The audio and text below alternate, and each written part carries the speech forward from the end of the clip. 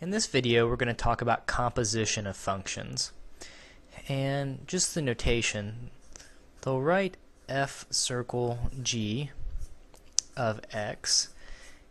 This is not a multiplication symbol. That's why they try, like the little dot, denotes. That's why they try to make it a little bit bigger. Likewise, it's not the word fog. I've heard people ask me about fog x, and I was never quite sure what they were talking about. So it's read f of g of x, and what this notation means is you're basically plugging g of x inside of f of x. Likewise, g of f of x means take f of x and plug it inside of g.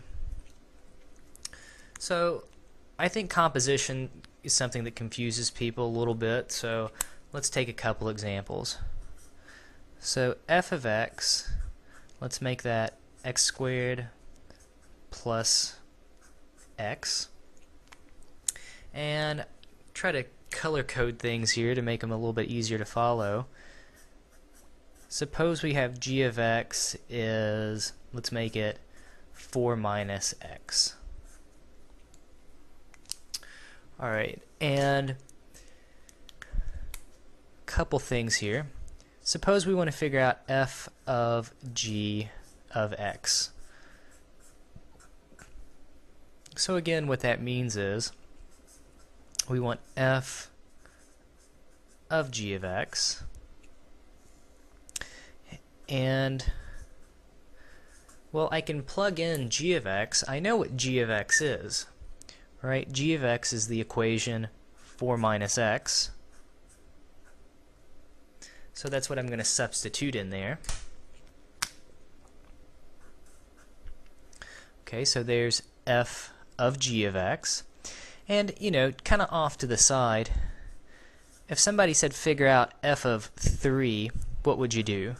Well, you would look back at your original f of x equation, and everywhere there was an x, you would replace it with a 3. So I'm going to do the same thing when I do this problem. I'm going to go back, and everywhere there's an x, I have to put something in. But this time, the thing that I'm substituting in is not just a simple number like 3. It says I have to substitute in the quantity 4 minus x. So this is the idea with a composition of functions. Instead of just kind of substituting a simple number in, you're putting in a more complicated expression. So let's simplify this one down. This is 4 minus x times 4 minus x plus just 4 minus x. If I FOIL this out, I'll get 4 times 4, which is 16.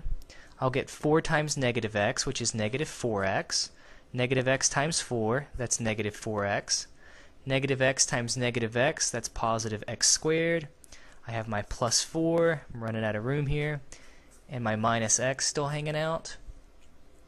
And now it's just a matter of combining like terms. And I usually take things in descending power, so I see an x squared.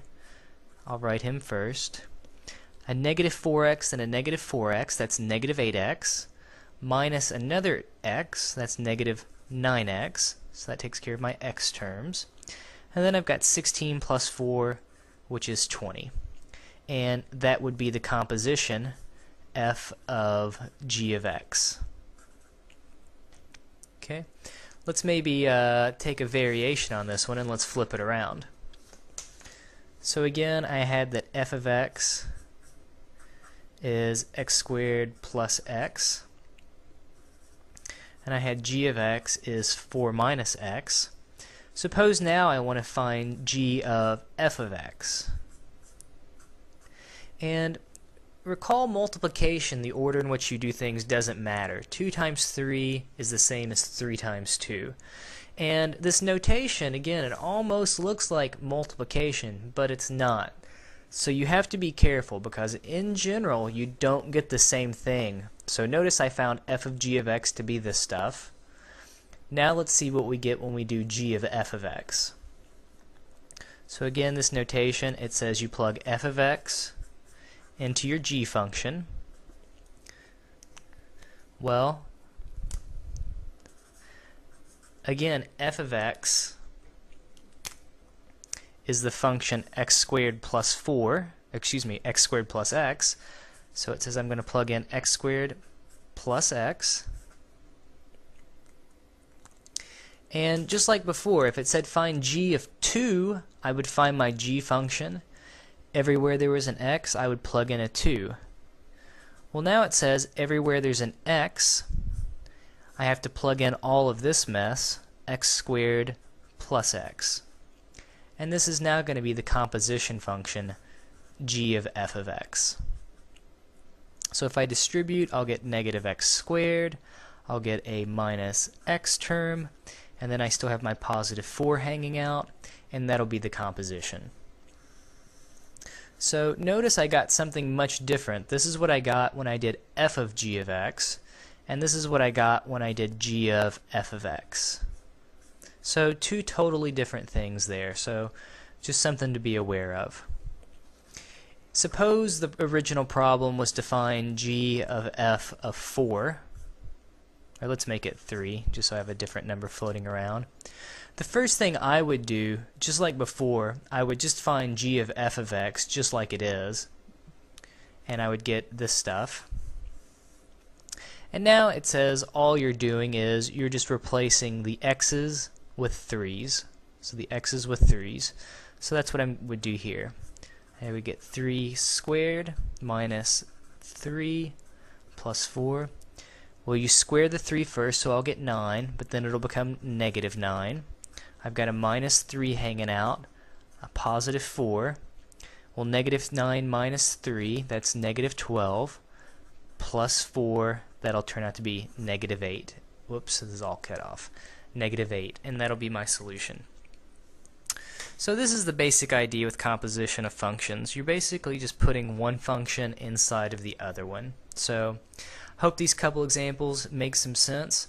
I definitely encourage you to try to rework them if they don't make a lot of sense. Certainly feel free to send me an email. You can visit my website, justmathtutoring.com. There's lots of other examples on there.